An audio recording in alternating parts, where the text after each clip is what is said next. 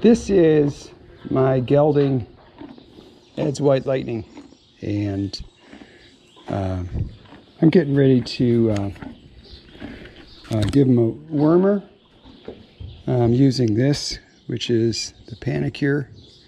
This is a power pack, so this is the first dose of a 5-day treatment.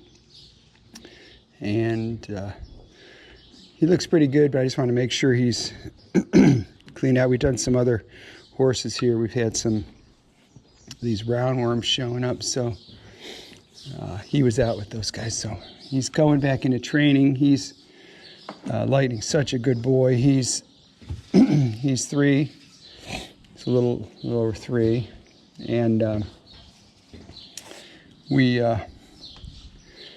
he's filling out nice and everything. He's a black base color, but he's going to be a gray horse. He's got the gray modifier on him, and he's a walking horse. All my horses are registered Tennessee walkers. So what I do is just try to get it in here. Like sometimes what I'll do is I'll just tap them with it a little bit, and kind of repetitive, just let him kind of get dull to that. See how he's now, he's okay. So let me see if I can adjust it better here. Come here, buddy. Come here, bud. Good boy. See, so I just go like this. Try not to put any pressure on him with the halter here. And I just tap it until they get kind of curious about it. Then I stick it in. This stuff smells like bananas. And I don't know if you know this or not, but bananas are one of their horse's palatants. Oh, get in there. Got to get it way in the back. And then I'll squirt it in. Oh, there we go. Got it. I don't want them spitting it out. But it smells like bananas. And they like it, actually like the taste, but they don't like being restrained, So, like I said, this is Panicure. And this is the first day of a 5-day treatment. And we normally do some other wormers and stuff. And I'm thinking that maybe I gotta, I usually rotate between 3 wormers. And I think I might have got a resistance to some of that medicine in there, the wormer. So that's why I'm doing this. My vet recommended doing this. So, and since he's going to be going back into some training a little bit, we're want to make sure he's really good to go, and he can build up some muscle and stuff like that. But he's a sweet horse. He's on our on our website, walkinghorses.com, on the sales page. I just have them listed. It's cool. Like you can see, like with our horses, I'm doing their playlist. So every time I upload a video on them, it'll go right to their playlist. So you can keep watching their playlist, and you can see where they start and their progression in the training and everything. But you can see he's just such a good horse. He's a sweetheart. And so you can see their progress in some of them. Like some of them, you'll be able to see videos of them on their moms, which I think is pretty unique in the horse world, be able to follow someone's training all the way up to becoming a really good riding horse. But this guy's going to be special right here. And we like I got a video. It's starting young horses, and I know so many people get really wrapped around the axle on starting 2-year-olds and stuff. It's really misguided. What the people don't realize is the injuries and stuff that they see come from that is from people drilling their horses in some sort of discipline, like when they're young, and then the horse is getting a sports-related injury. Actually, schooling them and learning. We do mostly groundwork with them, but we do get in the saddle a little.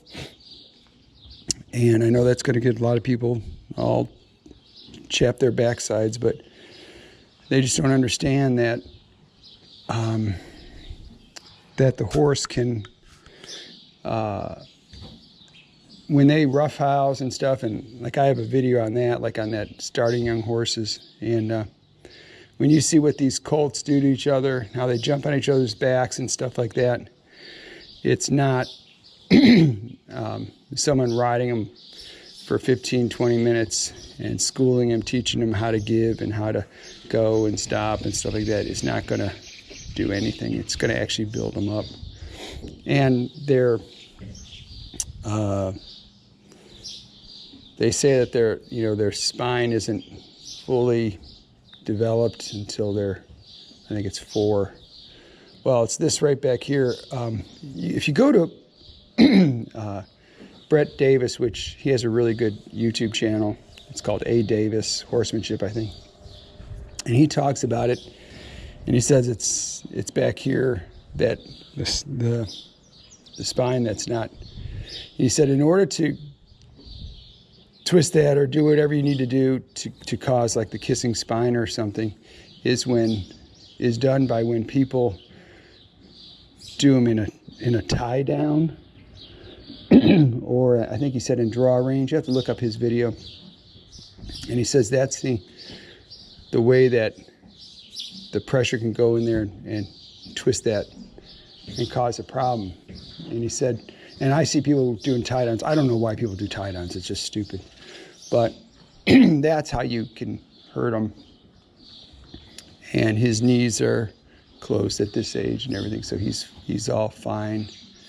And what Brett says too is, which I love his videos. He said basically until they're 4. He said don't ride them and exhaust them. He goes, they can get sweaty, they can, like that and stuff. But he says don't exhaust them. And he goes, that's how you could cause a problem. You just don't want to exhaust them. And I don't think people realize that with horses, is that where the 4 and 5 year, where people are getting that whole 4 and 5 year thing, is a military thing, or horses that were started and they're put directly in hard labor. I mean, working, 8-10 hour days. And they go from being started to that. And no one's really, well, I shouldn't say no one, a lot of people aren't doing that kind of stuff. So riding them lightly and stuff is not a problem. And when they're older, too, they can, they're quite a bit more capable of hurting you and hurting themselves by doing something stupid. And they've had all those years of doing their own thing.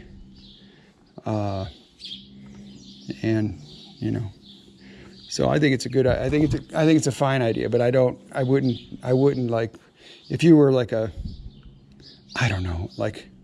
barrel racer or a reiner, or you're doing endurance riding or something where I would not take a young horse and do that. That would you'd break them down and injure them. But some light riding where you're teaching them how to give to the bit and or give to the rope halter or whatever, and maybe to back up and be soft and supple, and bend and know how to disengage his hind end. Come on over here, bud. Nope.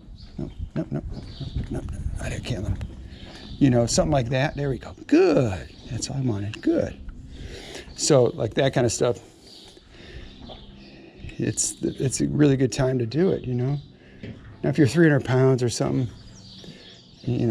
get in shape or whatever, but we're like 160 pounds, 150 pounds. So, and I see these guys like I said, I have videos of these guys jumping on each other's backs, taking each other right down to the ground.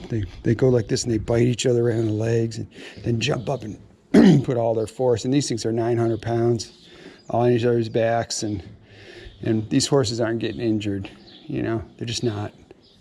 So, but to each his own. I mean, you do what you're going to do with your horse.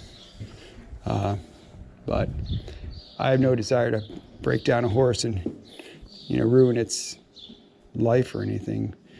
But I also don't want to get myself hurt, and I don't want them getting hurt by first time they're being ridden just when they're 5 years old or something like that. So this is Ed's WhiteLightning. You can see he's got the worm around his mouth still. He's such a good boy. Yeah. All right. Thanks for watching. Should people subscribe? They should. Hey, smash that like button and subscribe. Hit that notification bell. Thanks for watching.